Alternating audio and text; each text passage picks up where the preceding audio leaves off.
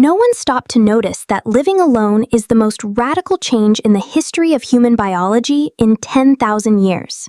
If you want to continue this journey with me, subscribe here, because what comes next is unlike anything you have ever seen.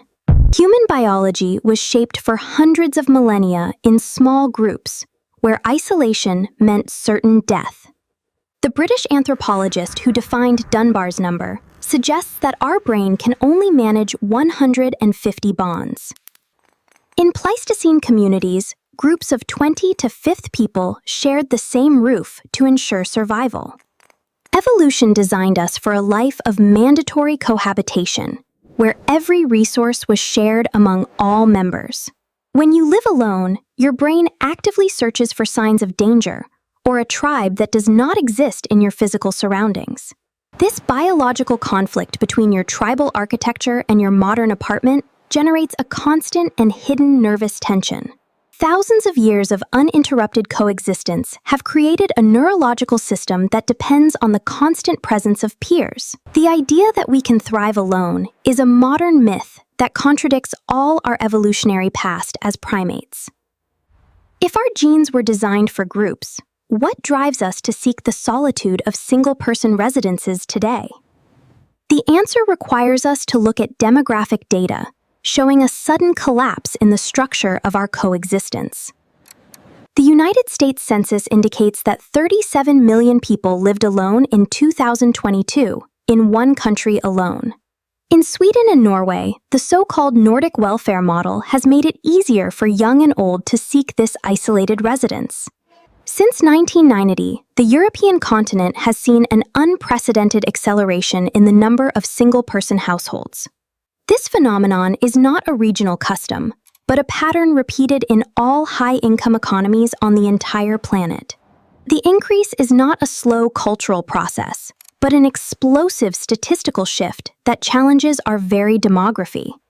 By abandoning the tribal model, we changed not only our address, but how we manage our vital resources daily. The economic forces that encourage remote work and the search for individual freedom accelerate this fragmentation of ours. The promise of autonomy that the solitary lifestyle sells hides the deep mechanisms that force this physical separation. Why are cities being redesigned to prioritize spaces where an individual can close themselves off away from everyone else? Perhaps our economy has discovered that single individuals consume products more frequently and less efficiently.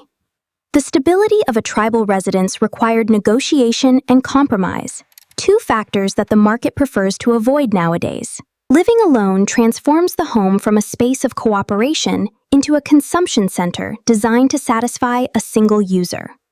Global data shows that the richer we are, the more resources we spend to guarantee our distance from any tribe. This demographic transition is happening too fast for our human behavior to adapt well to it. The tension you feel when opening the front door and finding silence is our tribal biology trying to understand the desert. If demography points to the end of the tribe, what consumption strategies are profiting from our domestic silence now?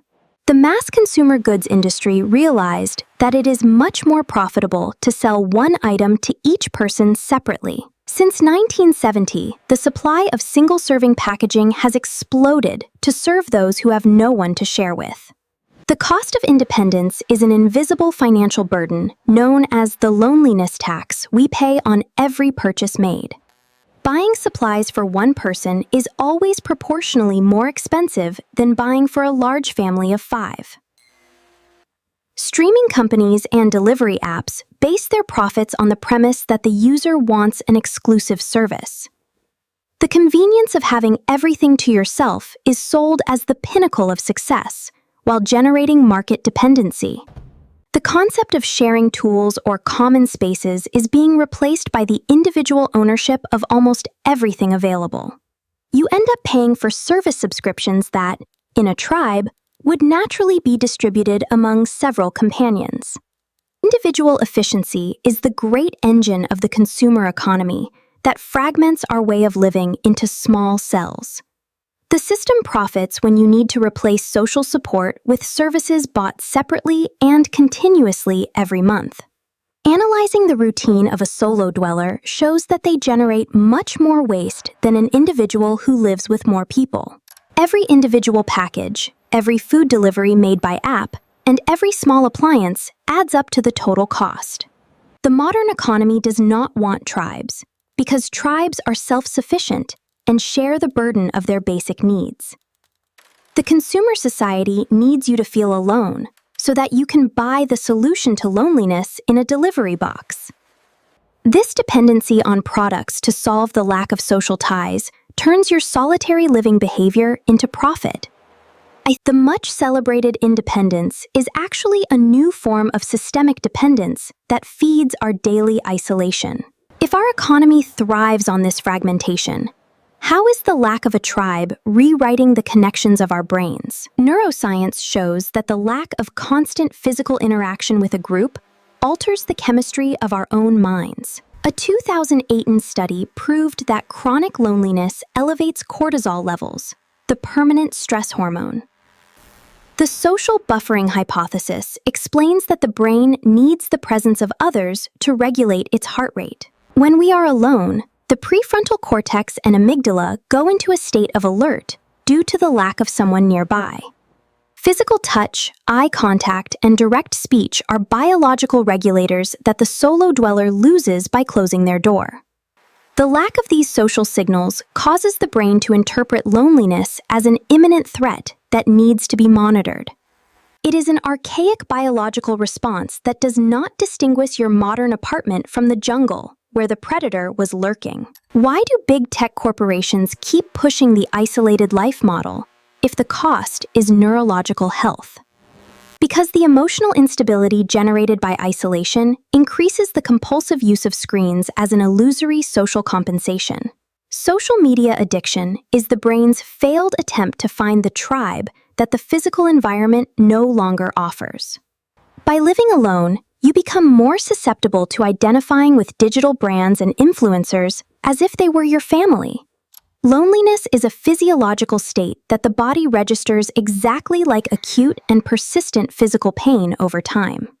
Ignoring this pain, thinking it is just a phase, can cause structural changes in the areas of memory and learning. We are forcing our brains to run software designed for the collective on hardware that operates in total isolation. The result of this equation doesn't add up, generating anxiety symptoms that the system itself tries to medicate with even more consumption. Living alone is not just a lifestyle choice. It is a large-scale neurological experiment conducted by ourselves. If the cost is our own mental integrity, what happened to the physical space we inhabit today in our cities? Urbanism in recent decades has been specifically designed to keep us away from casual contact with our neighbors. Sociologist Ray Oldenburg described the death of third places, neutral spaces where the tribe could meet by chance. Today, coffee shops, squares, and community centers have been replaced by high-cost areas with little real community use. Floor plans in metropolises have drastically reduced square footage to maximize current real estate profits. The perfect studio for a single dweller is a unit optimized for consumption, not for social coexistence or sharing.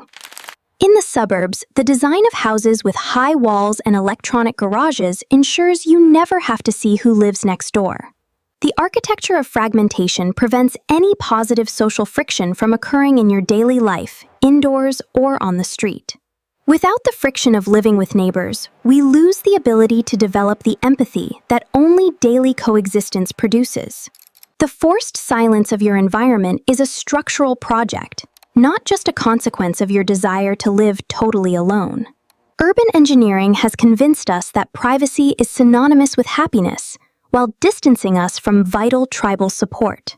Is it possible to reverse this engineering of exclusion, or will we always be hostages to an environment built for pure isolation? Changes in architecture were not natural. They were driven by policies that saw the family as a limited target.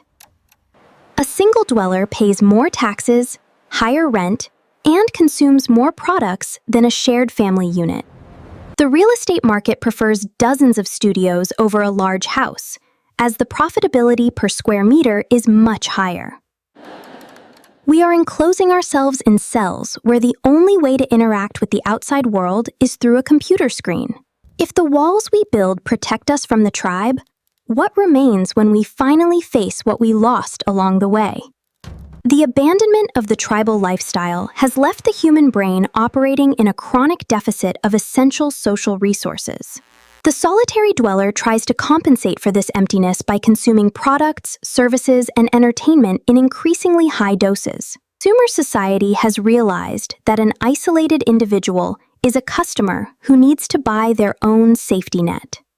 When we don't have neighbors to ask for a cup of sugar, we pay for a fast delivery that costs triple the real value.